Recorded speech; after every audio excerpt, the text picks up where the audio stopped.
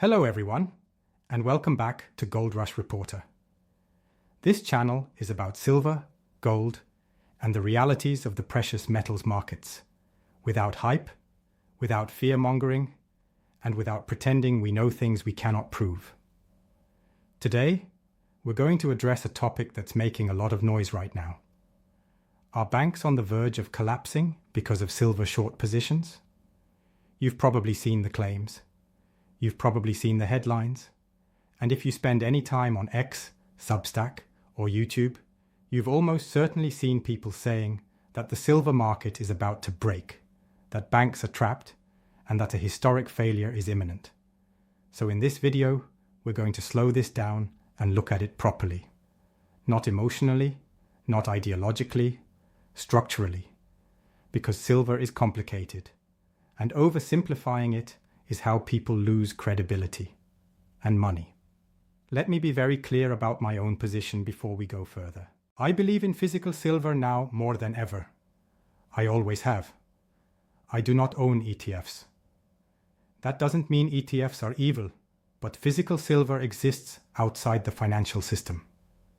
It does not depend on the Federal Reserve. It does not depend on Congress. It does not depend on a counterparty performing. It simply exists.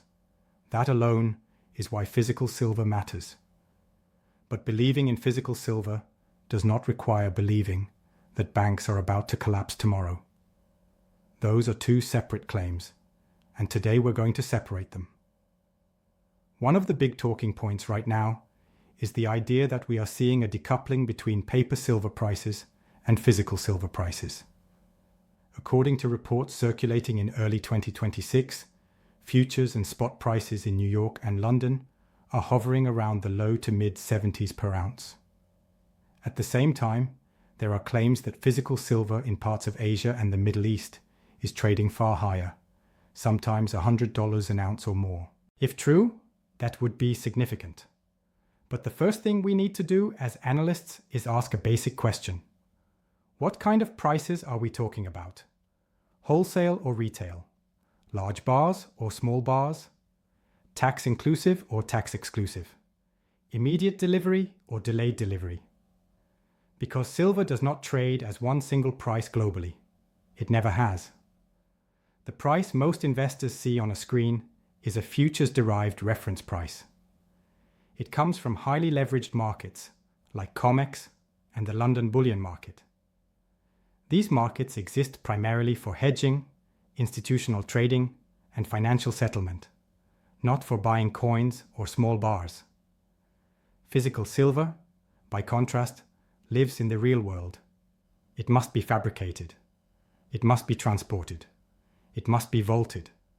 And those constraints matter. So, when you hear claims that silver is trading at $120 or $130 an ounce in Japan or Kuwait, that does not automatically mean the global silver price is broken. In many cases, these are retail prices, small quantities, tax inclusive, and sometimes tied to immediate delivery shortages. That does not mean the claims are meaningless, but it does mean they must be interpreted correctly. And this is where the conversation starts getting distorted. Some commentators jump from physical premiums are rising straight to banks are insolvent. That leap is not supported by evidence. Rising premiums tell us the physical market is tight. They do not, by themselves, prove systemic failure. Now here's where things genuinely get interesting. We are seeing stress in the silver market. That is real. We are seeing volatility. That is real. We are seeing regional scarcity premiums, especially in Asia. That is real. But stress does not automatically equal collapse. To understand why the idea of banks being trapped short silver is so widely misunderstood, we need to look at how the paper silver market actually functions, not how it's portrayed on social media. Most silver price discovery happens in futures markets, primarily COMEX in New York and the London OTC market. These are derivatives markets, not physical markets. Contracts represent promises, not metal moving hand to hand. Banks are heavily involved in these markets, And yes, they are often net short. But that fact alone is meaningless without context. Banks are not speculators by default. They are intermediaries. When a mining company wants to lock in a price for future production, it sells futures contracts. Someone has to take the other side. That is usually a bank. When an industrial user wants price certainty for silver, they will need 6 months from now. Banks again sit in the middle. This is called market making and hedging facilitation, not directional betting. So when people point to commitment of traders reports and say, look, banks are massively short, they are ignoring the other side of the ledger. Banks are also long physical silver, long OTC derivatives, and long exposure through client books. Their goal is not to guess price direction. It is to manage risk and collect spreads. Now, does that mean banks are invincible? Absolutely not. The real risk to banks does not come from being short futures contracts. Futures can be rolled. Positions can be netted. Losses can be offset elsewhere. The real risk comes from delivery stress. This is where things start to matter. COMEX futures are theoretically deliverable, but in practice, very few contracts ever result in physical delivery. Most are settled financially or rolled forward. This system works as long as confidence remains high and physical supply is available when demanded. Problems arise when too many participants demand physical delivery at the same time. Over the last several years, we have seen registered silver inventories on COMEX trend lower. We have seen large withdrawals from LBMA vaults. And we have seen industrial demand continue to grow due to solar panels, electrification, and defense applications. These are not opinions. These are observable trends. However, declining inventories do not mean zero inventories. There is still silver in the system. The question is, at what price is it available? This is where the market transitions from stability to stress. If enough participants demand delivery and inventories fall below comfort levels, exchanges have options. They can raise margin requirements. They can encourage cash settlement. They can alter delivery incentives. All of these mechanisms exist precisely to prevent disorderly failure. That is why claims of imminent COMEX default keep failing to materialize. The system bends before it breaks, but bending has consequences. Higher margins push out weaker participants. Cash settlement damages confidence. Persistent backwardation signals scarcity. Over time, these pressures shift behavior. Industrial users start securing long-term contracts. Sovereign buyers bypass exchanges. Investors move from paper to physical. And slowly, but decisively, the reference price loses authority. This is not collapse. It is erosion. And erosion is far more dangerous to the system than a dramatic failure, because it happens gradually and predictably. The key point here is this. Banks are not about to implode because of silver shorts. That narrative is lazy analysis. But banks are exposed to reputational and structural risk if physical availability continues to tighten. The market does not need a single dramatic event to reprice silver. It only needs ongoing strain and diminishing trust in paper settlement. Now that we've covered the structure of the paper silver market and why bank short positions are not proof of an imminent collapse, let's turn to the physical silver market, which is where real pressure is building, and where the story gets more interesting. Physical silver exists in vaults, in bars, in coins, in industrial inventories. Unlike paper contracts, it cannot be conjured out of thin air. And right now, we are seeing real scarcity in specific regions, particularly in Asia, that highlights the market's structural strain. Reports from early 2026 show that physical silver in parts of China, Japan, India, and the UAE is trading at substantially higher prices than what the futures market displays.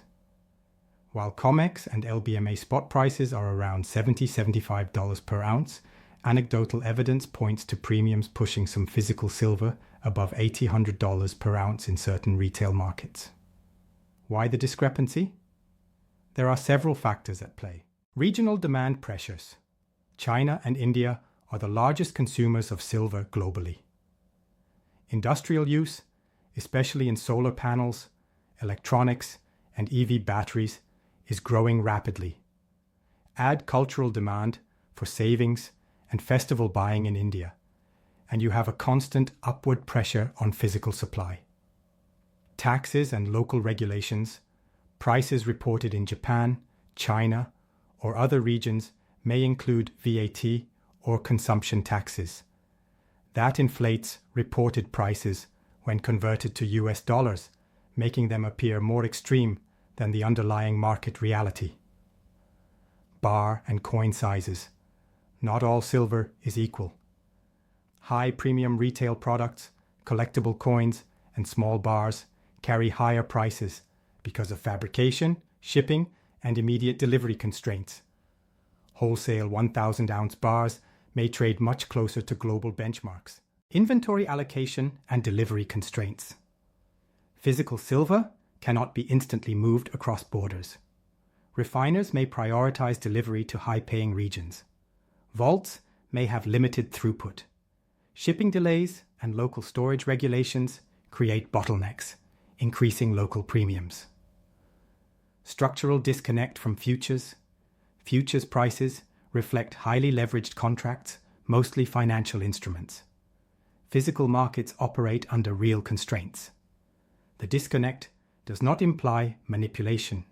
It implies different market dynamics. All of this highlights why silver at $130 per ounce headlines are often misleading. They rarely reflect the price of large deliverable silver bars. Instead, they capture small lot, high premium transactions or isolated retail anecdotes. That said, the underlying trend is clear. Physical silver is tighter than most analysts expected, and this tightness is driving premiums up in Asia and the Middle East. Now, let's tie this back to bank exposure. While some reports claim that banks are naked short, hundreds of millions of ounces, it's important to remember that hedges are not visible in public reporting. The CFTC Bank Participation Report shows gross, long, and short positions, but it does not disclose whether those positions are offset by physical holdings, OTC swaps, or client accounts. In other words, the claim that banks will fail if silver spikes is unsupported by verified data. Banks manage risk, and they hedge extensively. But the real takeaway is that higher prices create stress, especially for institutions operating at thin margins or relying on liquidity from futures positions. The current stress in the market is real, measurable, and structural. Retail premiums, longer delivery times, selective allocations, and rising demand all indicate that physical supply is no longer abundant. Yet this is not a collapse. It's a market under pressure, reacting naturally to scarcity and demand shifts. For investors, this is critical. The divergence between paper and physical silver shows where opportunity and risk lie. Physical buyers must understand premiums, delivery times, and regional variations. Futures traders must understand that prices may disconnect from physical supply temporarily, creating potential trading or hedging challenges. As we move deeper into 2026, it's clear that the volatility in the silver market is not random. It's structural. To understand why, we have to examine the interplay between futures markets, margin requirements, and speculative behavior, which creates stress but also opportunities for physical buyers. Let's start with futures contracts. As of the latest reports, banks and large financial institutions hold substantial positions on COMEX. The December 2nd snapshot, for example, showed gross shorts of 67,527 contracts versus 25,216 long, which is a net short of over 42,000 contracts. Each contract represents 5,000 ounces, meaning over 212 million ounces of silver under net short exposure. That number sounds huge, and it is, but it doesn't tell the whole story. Banks hedge. They offset risk through physical holdings, OTC swaps, options, and client positions. The publicly available Bank Participation Report, BPR, cannot tell us whether those shorts are naked or fully hedged. So claims of imminent insolvency are speculative at best. Now, combine that with margin requirements. When silver prices move sharply, CME Group raises margin requirements to ensure market participants can meet obligations. In practice, this forces leveraged positions to either post more collateral or reduce exposure. While some call this manipulative, it's actually a risk control mechanism designed to prevent disorderly liquidation that could spill over into other financial markets. The effect of higher margins is twofold. Short-term stress on banks and speculators. Leverage is squeezed, forcing adjustments that can create temporary price swings. Stabilization of the broader market. By requiring adequate collateral, the exchange ensures participants can meet delivery obligations if needed. This explains why headlines of banks are going to collapse are misleading. Banks are stressed by rapid price moves, but stress does not equal insolvency. It is market friction, not systemic failure. Next, let's discuss physical premiums, which are the clearest indicator of scarcity. In Asia, particularly China, India, and the UAE, retail-grade silver bars and coins are trading well above COMEX benchmarks. Premiums range from $5 to $15 per ounce above spot, depending on bar size, tax, and delivery timing. Why is this significant? Because it shows real demand pressing against finite supply. Unlike paper contracts, physical silver cannot be conjured out of thin air. Industrial users, investors, and sovereign buyers must compete for actual metal. This competition drives regional premiums, which are not manipulation. They are a signal of structural tightness. An interesting nuance is that not all physical silver is equal. Large 1,000-ounce bars held in vaults can be moved between exchanges or countries, but smaller bars, coins, and retail-grade products are more rigid. When demand surges for these smaller lots, premiums spike faster than for wholesale bars. That explains some of the extreme anecdotes, like silver trading at $130 per ounce in parts of Japan. These are outliers, not global pricing benchmarks. Another factor to consider is speculative behavior. Retail investors watching social media hype or naked short claims may rush to buy physical silver, further pushing premiums and creating volatility. This is a natural self-reinforcing cycle, where fear of missing out accelerates price discovery in real time. The key takeaway is that stress in the silver market is multi-layered. Futures markets are leveraged, but largely hedged. Margin requirements add short-term liquidity pressure. Physical supply is constrained, especially in high-demand regions. Retail speculation amplifies volatility, particularly for smaller bars. All of these factors create a market environment that feels chaotic but is not collapsing. Instead, it's a reflection of a structural deficit, where production cannot immediately meet demand. The tension between paper and physical silver may continue to widen, but it does not indicate systemic failure. Now that we've broken down the complexities of the silver market, from futures positions, margin pressures, regional premiums, to speculative behavior, it's time to bring it all together and focus on what this means for investors in early 2026. First and foremost, the physical silver market remains king. Paper silver, ETFs, and futures contracts are convenient, but they do not substitute for actual metal. Physical silver cannot be conjured or defaulted. It is a tangible asset that holds intrinsic value. With structural deficits continuing for at least the sixth consecutive year, Owning physical silver is not just an investment. It's insurance against systemic risk, inflation, and supply shocks. Let's recap why physical silver has become so critical. Supply is rigid.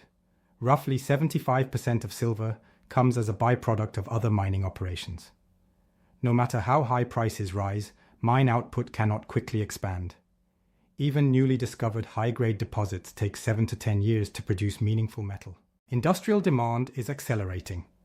Electrification, solar, EVs, AI servers, and grid upgrades are driving demand faster than most analysts realize. Silver's role as the best electrical conductor means it is non-substitutable for many applications. Regional scarcity drives premiums. In Asia, coins and small bars are commanding $15 per ounce over COMEX spot prices. This reflects immediate demand, not speculation. The higher the premium, the tighter the market. Structural deficits amplify volatility. With drained inventories, paper contracts cannot absorb sudden surges in physical demand without significant price adjustments. That's why small moves in futures or ETFs can trigger outsized swings in premiums. Now, let's tackle the bank solvency and naked short debate. While banks are heavily net short on COMEX, it is unproven whether these positions are unhedged. Hedging strategies, client offsets, and OTC derivatives mean that net shorts do not equal default risk. Margin calls will create stress, yes, but stress is not insolvency. There's no public evidence of a bank being forced to close due to silver exposure. The force majeure or naked bank short theories are tail risks, not current conditions. They serve to explain why confidence in paper markets wavers, but they do not indicate an immediate collapse. Investors should be cautious about narratives that imply impending doom. They exist, but they are hypothetical, not factual. So, what should investors do? Here's the practical advice for navigating this market. Focus on physical silver. Small bars, coins, or large slabs in reputable vaults are preferable. Avoid over-reliance on ETFs for core holdings. Use dollar cost averaging. Silver is volatile. Accumulating gradually during pullbacks reduces risk and increases long-term gains. Watch premiums. Rising premiums indicate real demand pressure. They are as important as the spot price for understanding market tightness. Stay informed. Monitor reports from COMEX, LBMA, SGE, and regional news on Asian demand and inventory levels. Awareness of physical market conditions provides an edge over purely paper-driven signals. Don't panic on corrections. Price drops, even substantial ones, are normal in a structural bull market. Corrections flush out weak hands, but do not resolve the underlying supply-demand imbalance. Finally, the silver bull market is still in its early stages. The move from $22 to $70 was the structural adjustment, reflecting the depletion of inventories and rising industrial demand. The parabolic phase, where retail investors, institutions, and FOMO-driven capital push prices to entirely new heights, has yet to occur. Some analysts suggest $100, $150, even $200 per ounce is entirely feasible as global shortages become impossible to ignore. In summary, the silver market is complex, volatile, and occasionally misunderstood, but it is far from collapsing. The stress we see is natural in a market with finite supply, rising industrial demand, and leveraged financial exposure. Physical silver remains the safest play. Premiums reveal real scarcity, and structural deficits suggest long-term upward potential. Hold your silver with confidence, understand the market drivers, and navigate volatility strategically. The silver market may never be the same, but that's a good thing for those prepared. That's it for this analysis. Please comment with your thoughts, share your experiences with physical silver, and don't forget to like, subscribe, and turn on notifications so you stay ahead in this evolving market. Your engagement helps keep this channel strong, and together we'll continue tracking silver's journey from structural deficits to future bull highs.